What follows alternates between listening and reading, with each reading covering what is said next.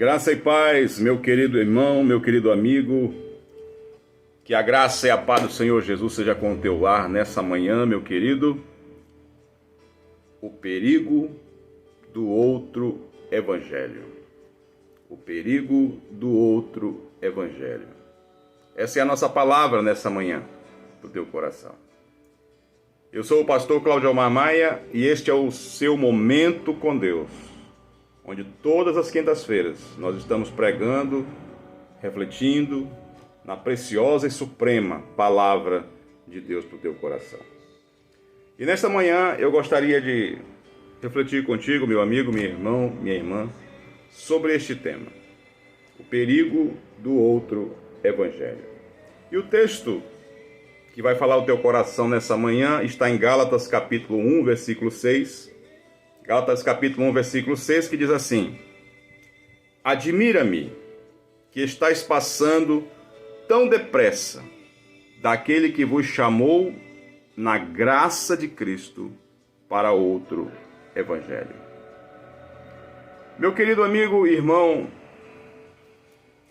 nesta carta de Paulo aos Gálatas, Paulo estava vivenciando um grande dilema. O berço do cristianismo, o berço da institucionalização da igreja após a ressurreição de Cristo, enfrentou alguns problemas que hoje ainda ela enfrenta. Esta carta foi deixada porque, na época, os judaizantes estavam perturbando a igreja e pervertendo o evangelho. A história conta, o livro de Gálatas conta que eles estavam ensinando os crentes gentios, que não eram judeus, que se eles não se circuncidassem, jamais poderiam ser salvos. Eles então, esses judaizantes, desprezavam a graça e acrescentavam à fé em Cristo a obediência às leis de Moisés. Então não bastava a graça, era preciso acrescentar obediência às leis do Pentateuco, às leis de Moisés. Com isso, eles revelavam desconhecer tanto a lei quanto a graça. E sabe por quê, meu amigo? Porque a lei nunca teve o propósito de salvar o homem. A lei nunca teve o propósito de salvar o homem.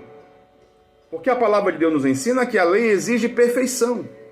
E o homem, eu e você, somos pecadores.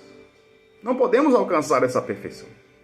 A lei nunca teve o propósito, portanto, de salvar o homem. Porque a lei, na verdade, condena o homem ao invés de justificá-lo.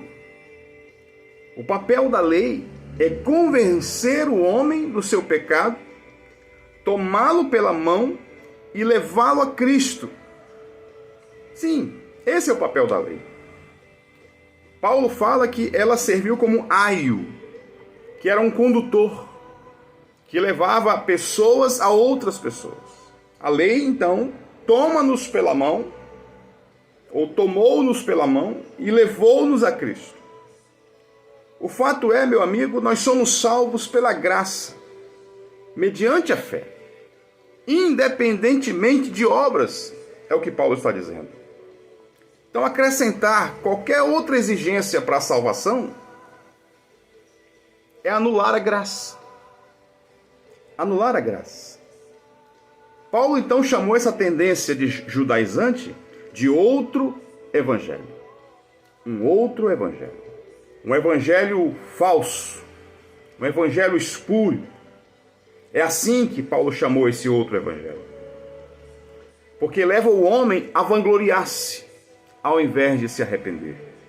Leva o homem a usurpar uma situação espiritual diante de Deus que ele não tem, uma pretensa obediência à lei e às obras da lei.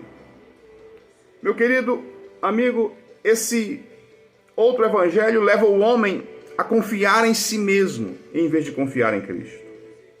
Leva o homem ao auto-engano, em vez de levá-lo à verdade da palavra.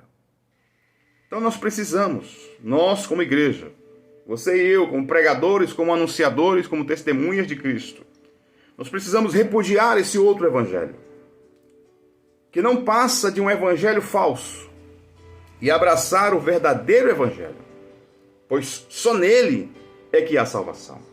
Só há salvação no verdadeiro evangelho. Nesse tempo, meus amigos, em que muitos pregadores mudam a mensagem para atrair grandes multidões aos seus redutos, muitas vezes por conta de desejos financeiros. Nesse tempo em que o mercado da fé está aberto para a pregação de um outro evangelho que tem levado milhares de pessoas ao engano, nós precisamos guardar o evangelho, o verdadeiro evangelho. Nós precisamos permanecer no verdadeiro evangelho. Nós precisamos proclamar o verdadeiro evangelho. Sabe por quê? Porque, meu amigo, meu irmão, minha irmã, é só no verdadeiro evangelho que nós encontramos esperança e vida eterna. O falso evangelho não levará o homem ao céu. O falso evangelho, o evangelho das obras, o evangelho que coloca o homem numa situação de vanglória ao invés de despir do seu altar egocêntrico e que coloca ele numa posição humilde de arrependimento, esse evangelho não levará o homem ao céu. Nós sabemos que os requisitos para a salvação são arrependimento e fé. E tudo que nós ouvimos hoje, nas redes sociais, muito do que nós ouvimos, digo, não tudo, mas muito do que nós ouvimos. Nas redes sociais, não passa de um evangelho que coloca as pessoas numa situação em que elas massageiam o seu ego, se acham numa posição que elas não estão e, portanto, entrarão no lugar que elas não esperam. Não será o céu este lugar. O céu é um lugar para pessoas arrependidas. O céu é um lugar para pessoas perdoadas. O céu é um lugar para pessoas que se acham indignas. O céu é um lugar para pessoas que creem no verdadeiro evangelho. E como ouvirão se não há quem pregue? Por isso, meu querido, minha querida igreja, aqui está um alerta veemente de um pregador aqui na cidade natal, Rio Grande do Norte, que olha atônito essas mensagens que você está ouvindo pelas redes sociais todos os dias, mas que não é o verdadeiro evangelho.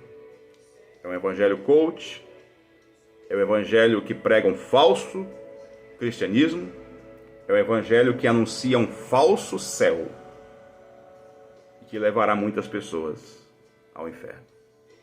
Que o Senhor te abençoe e te guarde.